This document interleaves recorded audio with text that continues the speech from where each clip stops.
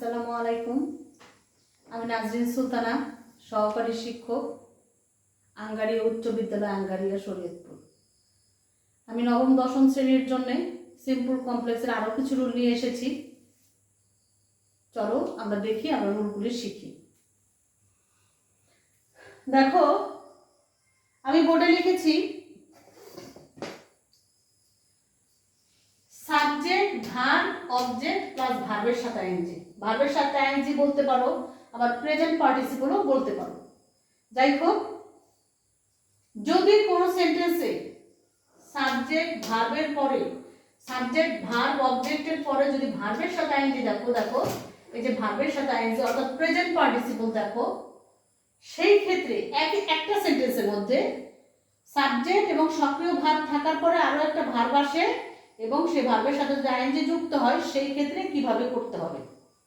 আচ্ছা, এখন আসো দেখো আরো একটা জিনিস, সাবজেক্ট ভার্ব অবজেক্টের পরে আবার ভার্বের সাথে কি হয়েছে, আইএনজি যুক্ত হয়ে গেছে।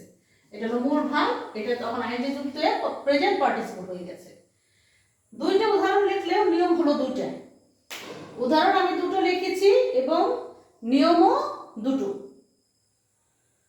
প্রথম নিয়মটা দেখো, যদি কোনো সেন্টেন্সে সাবজেক্ট ভার্ব অবজেক্টের পরে ভার্বের সাথে আইএনজি দেখো এবং এই আইএনজি যুক্ত ভার্বের যে আগের শব্দটা অবজেক্টটা, আমি আবারও বলছি, আইএনজি যুক্ত ভার্বের আগের যে শব্দটা যদি নাউন থাকে তাহলে একটা নিয়মে করতে হবে, আর আইএনজি যুক্ত ওয়ার্ডের আগেরটা অবজেক্ট রূপে যদি প্রোনাউন থাকে, প্রোনোমিনাল অবজেক্ট যাকে বলে, প্রোনাউন থাকে, তাহলে আরেকটা নিয়মে করতে হবে।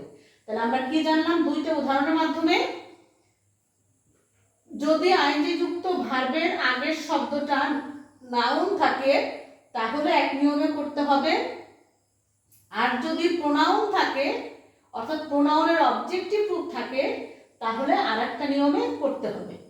আচ্ছা, আসো আমরা দেখি কিভাবে করব।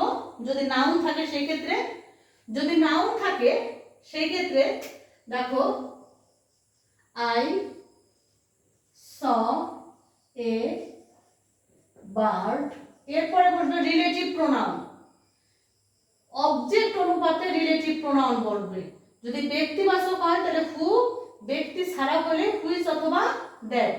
দ্যাট যদিও ব্যক্তিবাচকের ক্ষেত্রেও বসে, যেহেতু ব্যক্তিবাচক না প্রাণীবাচক, এখানে কি বসবে, হুইচ। প্রথম সেন্টেন্স যদি প্রেজেন্ট টেন্স হয় অ্যামিজার, পাস্ট টেন্স হলে ওয়াজ হয়, who was, which was flying in the sky। Compound করতে গেলে শুধুমাত্র এখানে বসবে হলো and এবং এই বার্ডের প্রোনাউন চলে আসবে ইট। তাহলে আমি কি লিখবো, I saw a bird and it was flying in the sky। তাহলে কি দেখলাম আমরা, যদি অবজেক্ট রূপে অর্থাৎ ভার্বের সাথে আইএনজি যুক্ত ভার্বের আগের শব্দটা যদি নাউন হয় তাহলে আমরা কি দ্বারা করব, হু, হুইচ, দ্যাট। ব্যক্তিবাচক হলে হু, ব্যক্তি ছাড়া হলে হুইচ অথবা দ্যাট। তারপরে কি বসবে, প্রথম সেন্টেন্স যদি প্রেজেন্ট টেন্স হয় অ্যামিজার, যদি পাস্ট টেন্স হয় ওয়াজ হয়, বাদ বাকি যা আছে সব বসে যাবে। কম্পাউন্ডের ক্ষেত্রে কি করব, হুইচের ক্ষেত্রে বা হুর ক্ষেত্রে এন্ড বসে যাবে, অবজেক্টিভ প্রোনাউন চলে আসবে।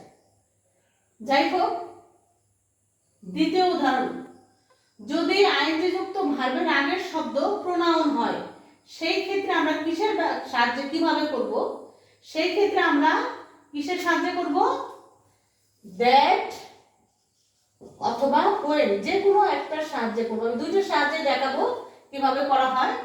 দেখো, যদি আমি দ্যাটের সাহায্য করি, আই স,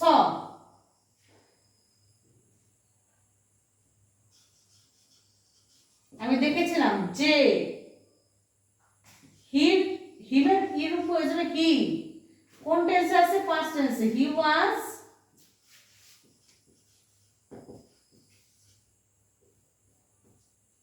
রিডিং। তাহলে দ্যাট এর ব্যবহার করলে এই হিমটা অবজেক্ট রূপে আসবে না, সরাসরি দ্বিতীয় সেন্টেন্সে সাবজেক্ট রূপে আসবে। আর আমি যদি when এর সাহায্যে করি, দেখো I saw him when he was reading। তাহলে আমরা কি দেখলাম? এইরকম সিম্পল সেন্টেন্সকে কমপ্লেক্সে করতে গেলে আমরা কোন রিলেটিভ প্রোনাউনের সাহায্য নেব? দ্যাট অথবা when। আমরা দ্যাট এর সাহায্য যখন নিব, দ্যাট এর সাহায্য নিয়ে যখন করব, তখন অবজেক্টিভ রূপটা বসবে না। কি করবে? সে দ্যাট এর পরে সরাসরি নমিনেটিভ রূপে চলে আসবে, সাবজেক্টিভ রূপে চলে আসবে। প্রেজেন্ট টেন্স হলে am is are, past tense হলে was were, তারপর আইএনজি যুক্ত ভার্বটা চলে আসবে। আর যদি আমি when দ্বারা যদি করি তখন কি হবে? এই দেখো অবজেক্টিভ রূপ একবার বসার পরে আবার সেটা কি চলে আসছে? নমিনেটিভ রূপে। অর্থাৎ when দ্বারা করলে ওই হিমের ব্যবহারটা ডাবল ভাবে আসবে, একবার অবজেক্টিভ রূপে আসবে আর একটা নমিনেটিভ রূপে আসবে। আমি যদি কম্পাউন্ডে করি তখন আমি কি লিখব? I saw him, আমি তাকে দেখেছিলাম, and এবং he was reading, এবং সে কি করতেছিল? পড়তেছিল। অর্থাৎ যখন and এর ব্যবহার করব, তাহলে দেখো এই যে কম্পাউন্ডে করার ক্ষেত্রে এই যে whenটা শুধু উঠে চলে গেছে, ওর পরিবর্তে and বসছে। প্রথম সেন্টেন্স দ্বিতীয় সেন্টেন্স অপরিবর্তিত অবস্থায় আছে। তাহলে আমরা আজকে কয়টা রুল শিখলাম? দুটো রুল শিখলাম। একটা হলো সাবজেক্ট ভার্ব অবজেক্ট প্লাস ভার্বের সাথে আইএনজি, মানে একই জিনিসের দুইটা রুল, দুই পদের ব্যবহার একই রকম, কিন্তু ব্যবহার হলো দুই পদের। একটা হলো অবজেক্ট রূপে নাউন থাকলে একটা নিয়ম, অবজেক্ট রূপে প্রোনাউন থাকলে আরেকটা নিয়ম। আমি আরো একটা রুল দেখাচ্ছি তোমাদের।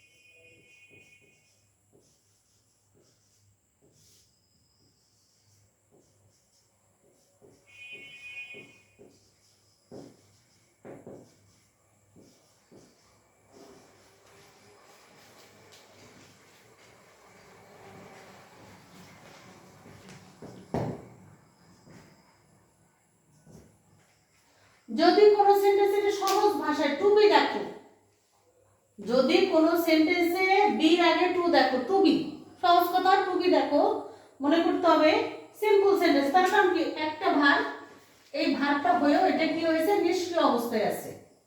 যদি সহজ কথা টুর পরে বি দেখো, টুর পরে বি যদি দেখো, সেই ক্ষেত্রে তুমি এই টু বির পরিবর্তে লিখবা হলো দ্যাট, সহজ কথায়।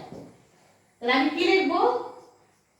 আই নো, আমি জানি, তখন আর হিম আসবে না।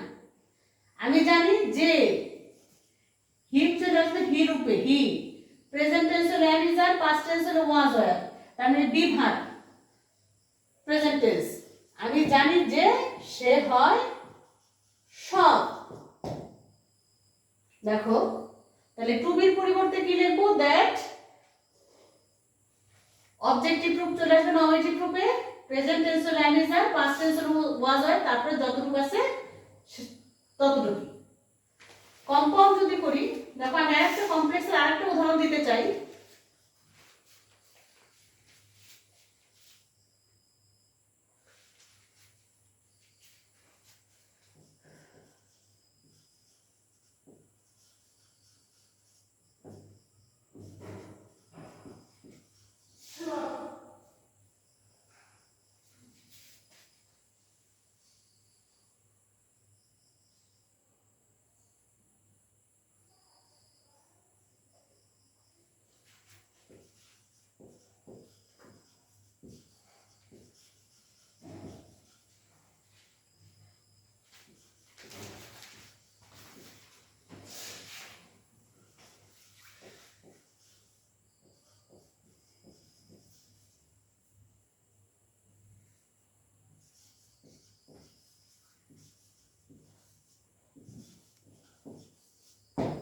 দেখো, দ্য টিচার হোপস, শিক্ষকটি আশা করে, Bangladesh to be developed day by day. দেখো এই যে টু বির ব্যবহার খেয়াল করো, তাহলে টু বির পরিবর্তে আমি কি লিখবো? দ্যাট। দ্যাট টু বির আগে যে শব্দটা আছে সেটা আপাতত বাদ যাবে, সেটা যাবে দ্যাটের পরে। হোপস, খেয়াল করো,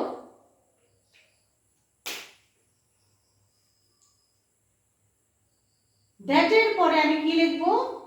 বাংলাদেশ। বাংলাদেশ নাউন, এই জন্য এটা ছিল তো তোমার অবজেক্টিভ রূপ, এই জন্য এটা চলে আসছে নমিনেটিভ রূপে। যেহেতু বাংলাদেশ সে নাউন, সেহেতু এর কোনো আর পরিবর্তন নাই। এখন ব্যাপার, এখন বাংলাদেশের পরে আমি কি লিখবো? ইজ লিখবো নাকি ওয়াজ আর লিখবো, কোনটা লিখবো? আমি তোমাদের বলেছিলাম যদি প্রথম সেন্টেন্সে প্রেজেন্ট টেন্স হয় অ্যামিজান, প্রথম সেন্টেন্সে যদি পাস্ট টেন্স হয় তাহলে ওয়াজ ওয়্যার। আরো একটা কথা বলি, সেটা বলা হয় নাই, সেটা হলো যদি টু বি দ্বারা কোনো সেন্টেন্স ভবিষ্যতের কথা বলে, টু বি দ্বারা কোনো সেন্টেন্স ভবিষ্যতের কথা বলে, যেমন দি টিচার হোপস, শিক্ষকটি আশা করে, কি করে? Bangladesh to be developed, Bangladesh কি করবে? ডেভেলপ করবে, উন্নতি করবে, কি? ডে বাই ডে, দিনে দিনে। অর্থাৎ বাংলাদেশ আজকে যে পর্যায়ে আছে, বাংলাদেশ আস্তে আস্তে আরো বেশি উন্নতি করবে, তার মানে ভবিষ্যতে করবে। যখন কোনো সেন্টেন্স ভবিষ্যতের কথা বলবে তখন শ্যাল বা উইল দ্বারা করতে হবে। উইল বি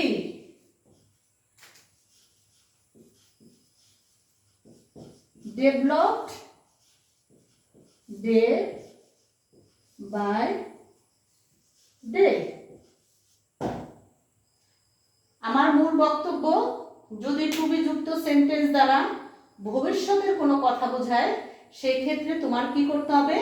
ফিউচার টেন্সে করতে হবে। আর ভবিষ্যতের কথা যদি না বোঝায়, সেন্টেন্সটা প্রেজেন্ট টেন্স হলে অ্যামিজান, পাস্ট টেন্স হলে ওয়াজ হয়।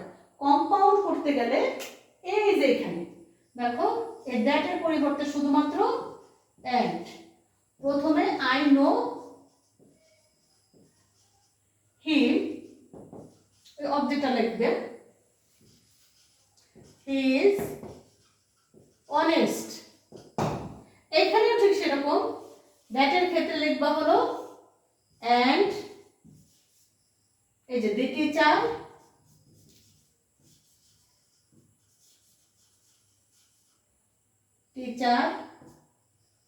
হোপস। এখন এখানে বাংলাদেশ লেখা লাগবে না, পরে যেভাবে আছে সেভাবে লিখে দিবা। Bangladesh will be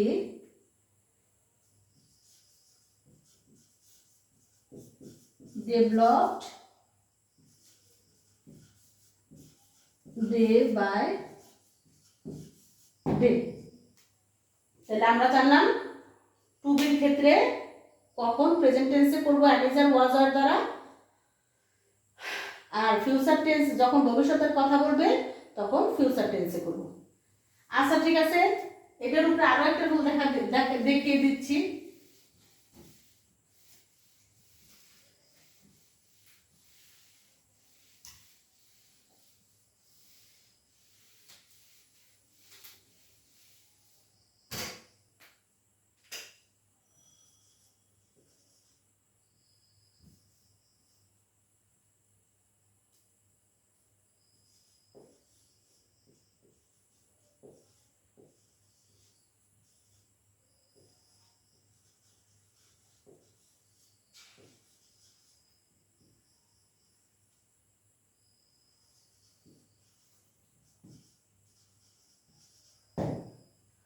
Surely he can pass। দেখো এটার মূল কথা হলো শিওরলি মানে হলো নিশ্চিতভাবে সে পাস করতে পারে কিংবা সে পাস করবে। এখানে ক্যান না দিয়ে তুমি দিলা উইল, সে পাস করবে। সেই ক্ষেত্রে মূল বক্তব্য আমার হলো, যদি এলওয়াই যুক্ত দেখো সেই ক্ষেত্রে কমপ্লেক্সে করতে গেলে লাস্টে একটু আসবে ফার্স্টে। He will pass, say pass করবে। তারপর হবে দ্যাট, রিলেটিভ প্রোনাউন।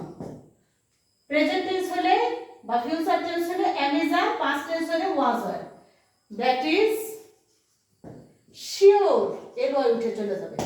মূল বক্তব্য এলওয়াই যুক্ত ওয়ার্ড লাস্টের অপশনটা ফার্স্টে চলে আসবে, দ্যাট যুক্ত হবে, টেন্স অনুপাতে am is are বসবে, এলওয়াই উঠে যে মূল শব্দ চলে আসবে। কম্পাউন্ড যদি করতে যাই,